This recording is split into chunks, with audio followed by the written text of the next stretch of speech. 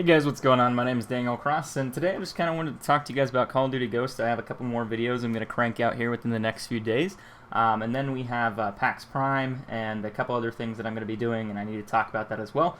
But for the most part, this is some Call of Duty Ghost gameplay that I've already showed you before, but I'm kind of limited on what I can show you, like how much of I'm actually allowed to show you still.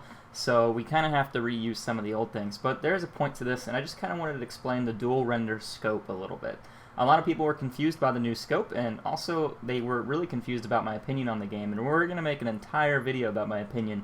I really want to think that out logically and just kind of explain everything, because there's so much with this that I didn't expect, and I think it would deserve a video of its own. But for the most part, guys, I just kind of wanted to talk to you about the dual render scope, and the dual render scope is pretty interesting.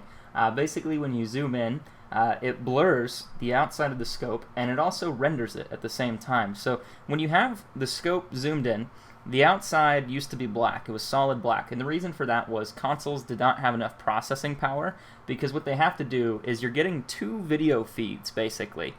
You zoom in, and it zooms in on the inside of the scope, but the outside of the scope stays unzoomed, I guess is how I would want to explain it. But when you move left and right, your peripheral vision still tracks. So they have to display a zoomed in version, and then they also have to display one that is not zoomed in at the same time. So the video has to get rendered twice, and that complicates things. People get kind of confused by that. They wanted to do this on Modern Warfare 2, if I remember correctly, but it just wouldn't work. It dropped the frame rate down like below 30 or something even worse than that. So they kind of scrapped it. But there were a couple games that did this before, most likely Red Orchestra 2.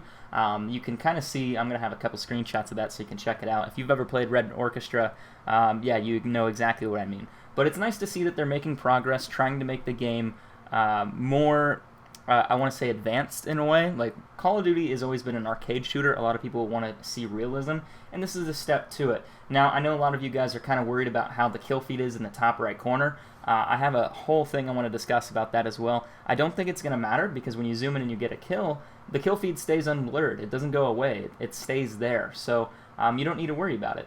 It will be there no matter what. But I don't think kill feeds are going to be very big in this game. We're going to have to kind of talk about that a little bit as well.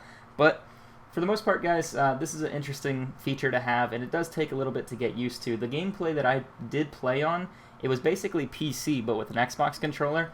We didn't have aim assist or anything like that, and I spent a lot of time playing against pros like Nadeshot, Earnestly, and I want to say Fear Crowds was on the other team in this gameplay itself. So it was kind of like a powerhouse team. I wish I could have played against some media guys, no offense.